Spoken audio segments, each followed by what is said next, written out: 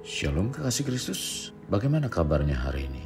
Doa dan harapan saya kepada saudara pendengar renungan melekat dalam Tuhan tetap sehat, semangat, bahagia, harmonis, dan dilingkupi berkat Tuhan senantiasa. Untuk itu tetaplah melekat dalam Tuhan agar pusat pengiringan kita hanya Tuhan saja, bukan yang lain.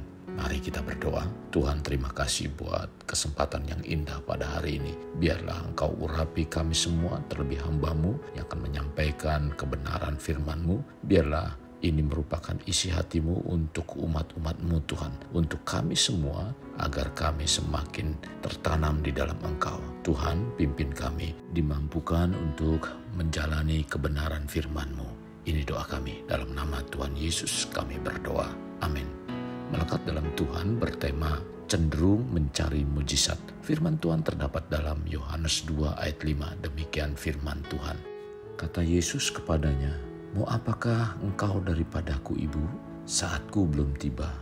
Kekasih Kristus tentunya tahu tentang ayat yang baru dibacakan. Ini merupakan jawaban Yesus ketika ibunya menyampaikan berita bahwa pesta yang dikunjungi oleh ibu Yesus bersamanya mengalami kehabisan air anggur.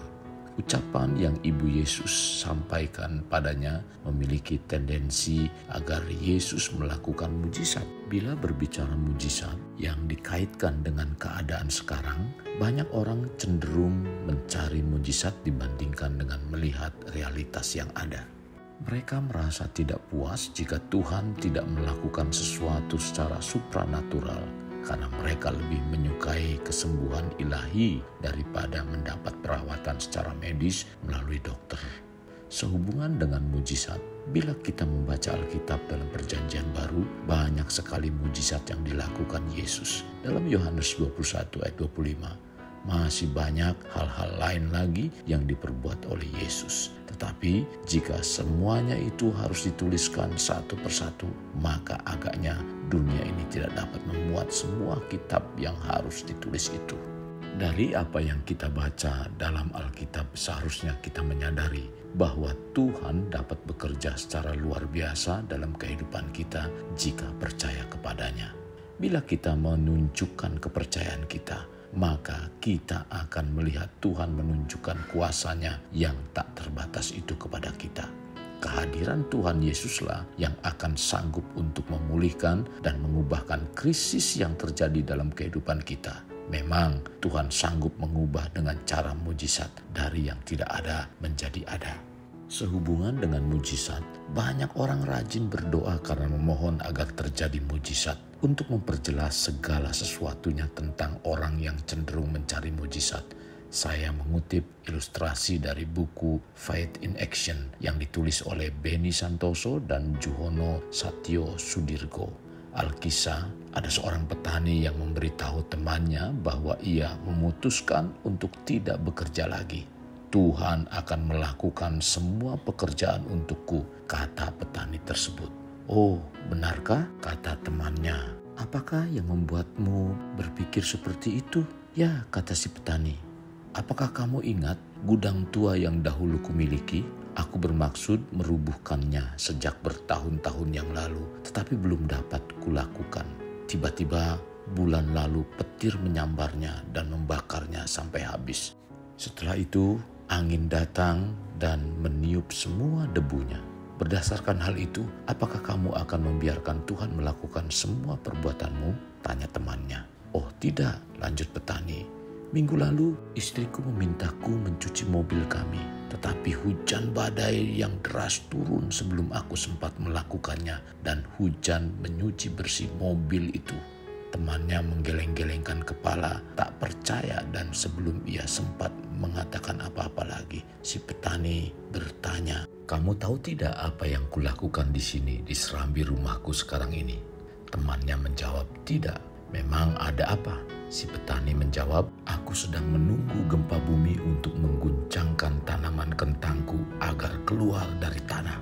Dari cerita ilustrasi ini mungkin kita tertawa. Dan mungkin Tuhan juga seringkali tertawa melihat sikap kita, karena tanpa sadar kita juga bertindak seperti petani ini. Kita ingin mendapatkan banyak hal yang baik di dalam hidup kita, tetapi sama sekali tidak mau berbuat sesuatu dan kita hanya mengandalkan Tuhan. Kita sebagai manusia cenderung untuk mencari yang enaknya saja, yaitu berharap untuk mendapatkan hal besar dengan melakukan pengorbanan sekecil mungkin. Pola pikir seperti ini akan menuntun kita cenderung mengejar dan mencari mujizat. Kecenderungan ini terjadi pada zaman Yesus. Tertulis dalam kitab Yohanes 6 ayat 2. Orang banyak berbondong-bondong mengikuti dia karena mereka melihat mujizat-mujizat penyembuhan yang diadakannya terhadap orang-orang sakit. Ternyata para murid pun memiliki kecenderungan yang sama. Tertulis dalam kitab Lukas 19 ayat 37. Ketika ia dekat Yerusalem, di tempat jalan menurun dari Bukit Zaitun, mulailah semua murid yang mengiringi dia bergembira dan memuji Allah dengan suara nyaring oleh karena segala mujizat yang telah mereka lihat. Kekasih Kristus, memang Tuhan mempunyai kuasa yang tak terbatas dan dapat meraih hal yang baik dalam hidup kita. Tetapi kita sama sekali tidak berbuat sesuatu melainkan hanya mengandalkan Tuhan. Bukankah ini model iman yang konyol, hanya cenderung mencari mujizat? Sekarang, jangan biarkan hati kita cenderung mencari mujizat yang menguntungkan diri sendiri saja. Tetapi cari dan undanglah Tuhan untuk hadir dalam kehidupan kita. Dan mulailah berdoa untuk mengundang Sang Pembuat mujizat.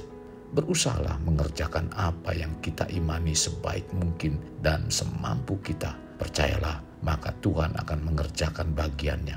Inilah kunci utama untuk menikmati mujizat dari Tuhan. Kekasih Kristus, mari kita alami terobosan hidup. Untuk mengalaminya, mulailah dengan mengenal prinsip-prinsip kerajaan Allah serta menjadi warga kerajaan. Kita berdoa. Tuhan Yesus, terima kasih buat firman yang Kau sampaikan pada hari ini. Sungguh firman ini sangat memberkati kehidupan kami, di mana kami diajarkan untuk lebih mengandalkan Engkau, Sang Pembuat mujizat. Bukan kami mencari mujizat, tetapi kami mencari Engkau sebagai sumber mujizat dalam kehidupan kami. Tuhan, terima kasih buat firman-Mu. Biarlah kami terus tertanam dan semakin berakar di dalam Engkau. Bahkan kami dibawa untuk semakin melekat di dalam Engkau, Tuhan. Kami tidak bisa dipisahkan dengan Engkau. Pimpin kami dan terus bawa rohani kami semakin bertumbuh. Kami rindu lewat kehidupan kami. Nama Tuhan dipermuliakan. Sekali lagi Tuhan, mampukan kami, tuntun kami senantiasa dengan Roh-Mu yang kudus untuk kami dimampukan melakukan setiap kebenaran firman-Mu. Terima kasih Tuhan Yesus. Ini doa kami. Dalam nama Tuhan Yesus kami berdoa. Amin. Kekasih Kristus, mari kita akhiri dengan mengedahkan kedua tangan kita. Terimalah anugerah berkat dari Allah Bapa, kasih sayang daripada Yesus Kristus dan persekutuan dengan Roh Kudus yang mencurahkan berkat secara rohani, berkat secara jasmani dan berkat secara ekonomi. Di mana berkat Abraham, berkat Ishak, berkat Yakub dicurahkan dan dilimpahkan dari saat sekarang sampai Maranatha tiba dalam nama Tuhan Yesus. Amin. Sampai jumpa di renungan berikutnya. Tuhan Yesus memberkati. Jangan lupa like, share,